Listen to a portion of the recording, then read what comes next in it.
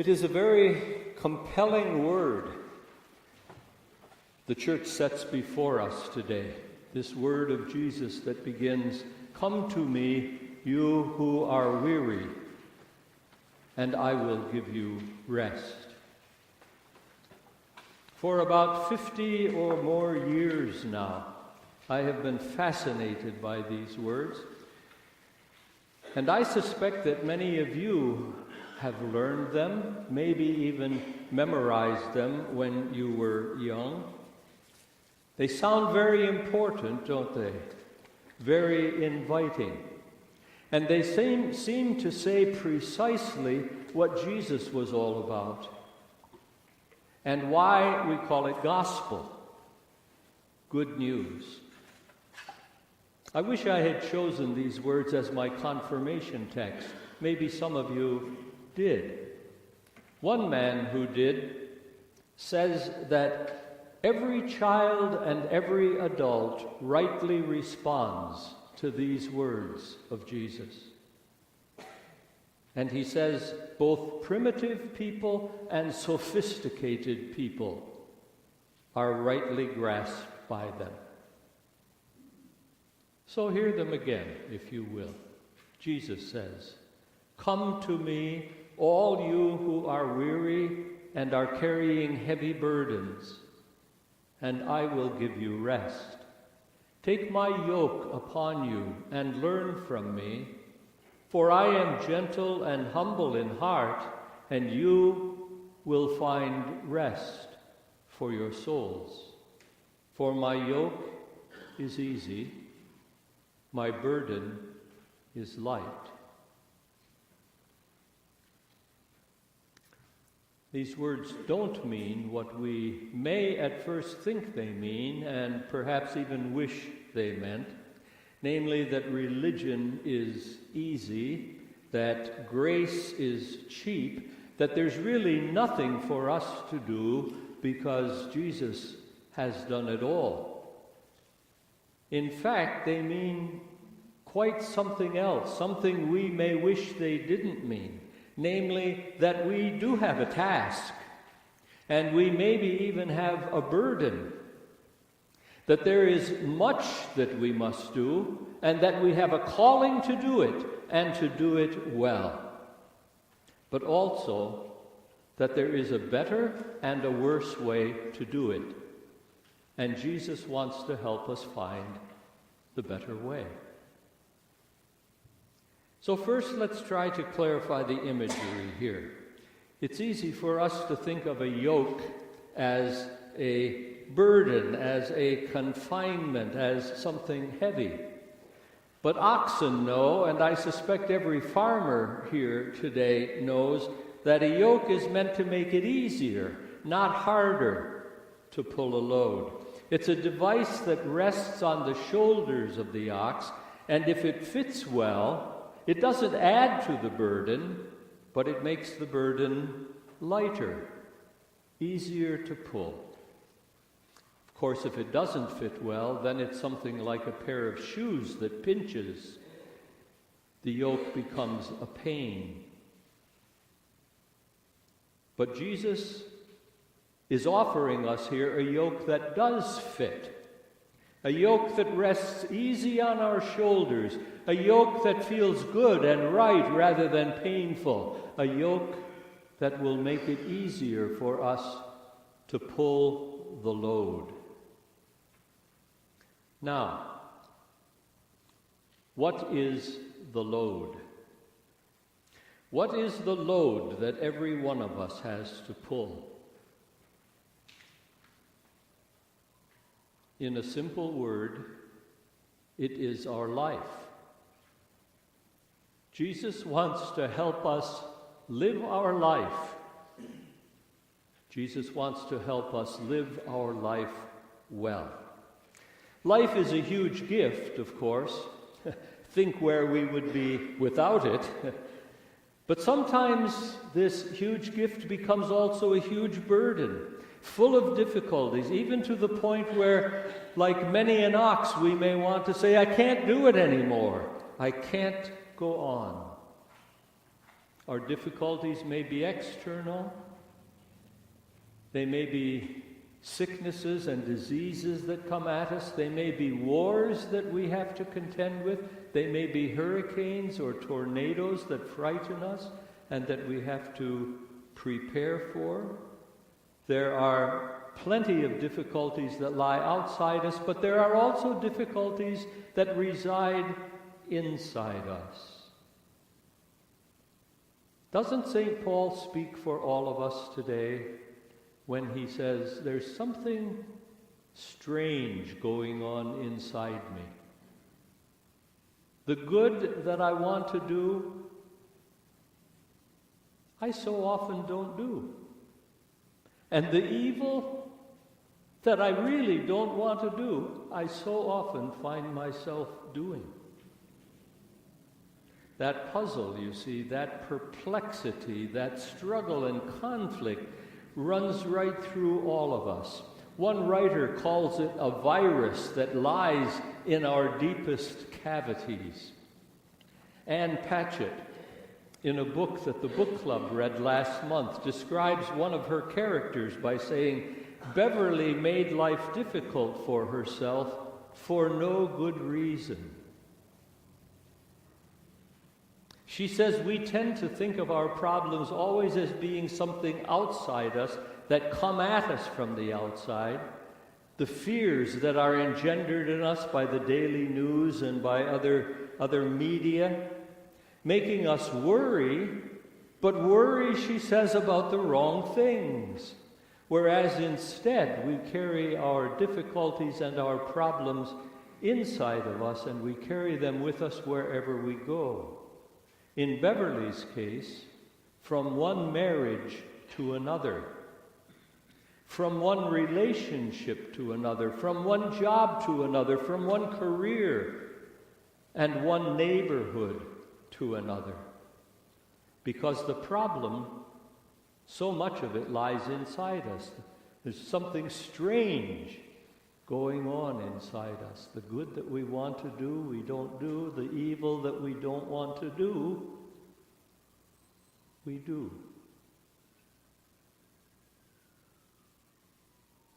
Isn't that the truth? Jesus wants to help us get it right.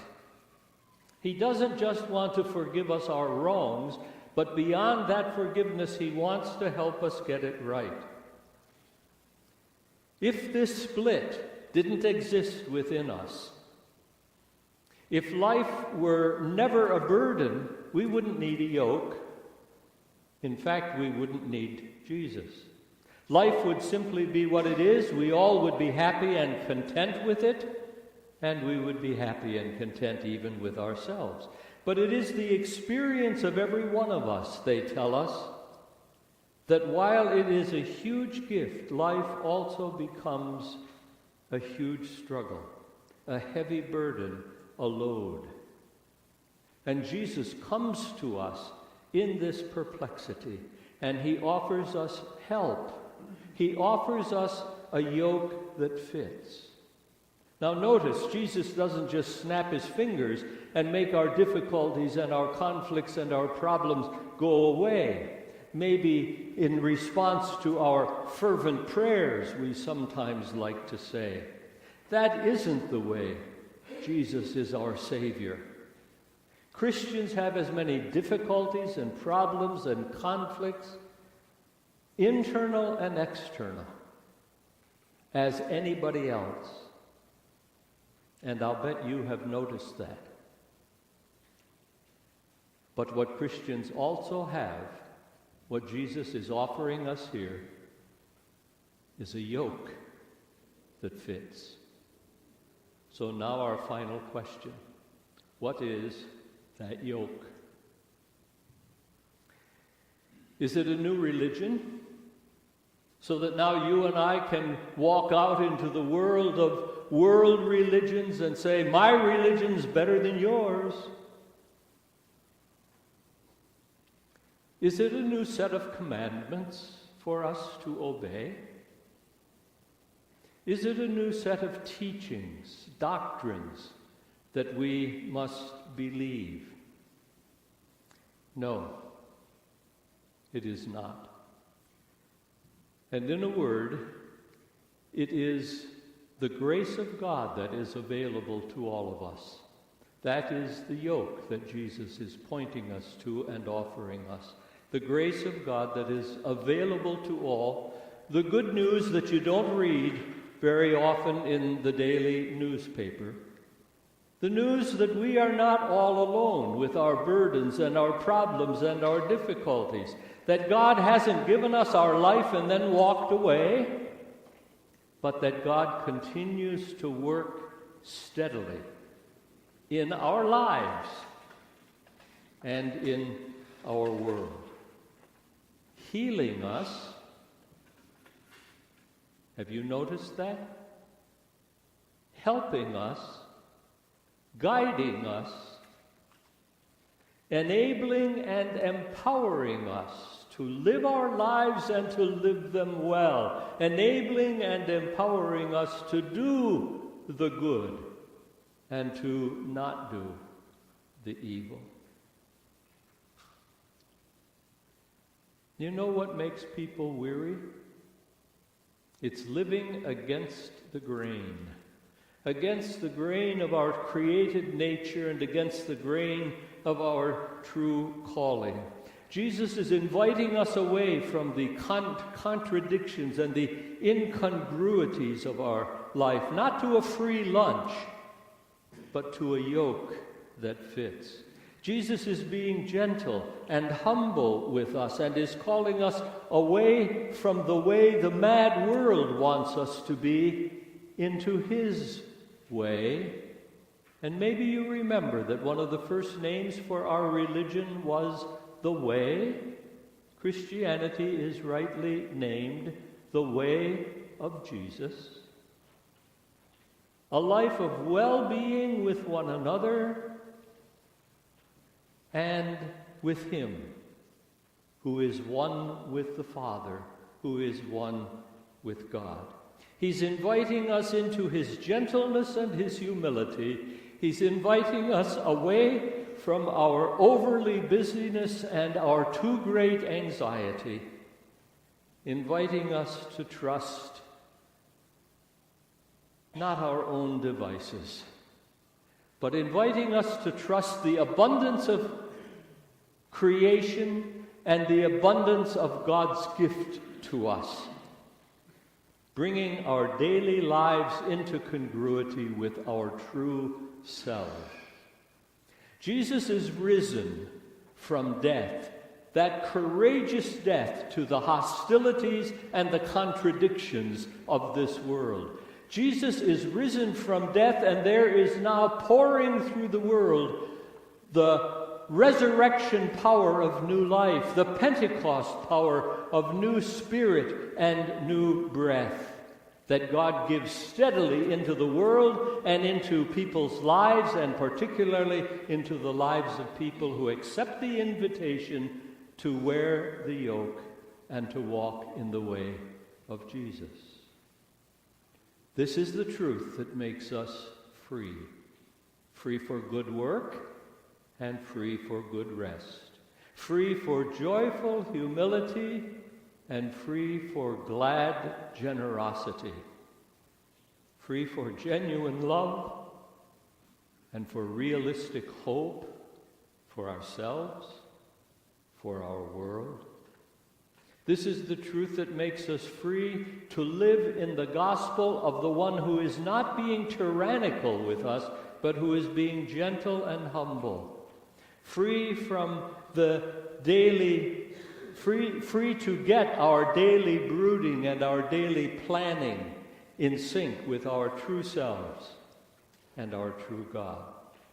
This is the good news that Jesus comes to bring us in his teaching, so that we learn to say, even with regard to our politics, what would Jesus do?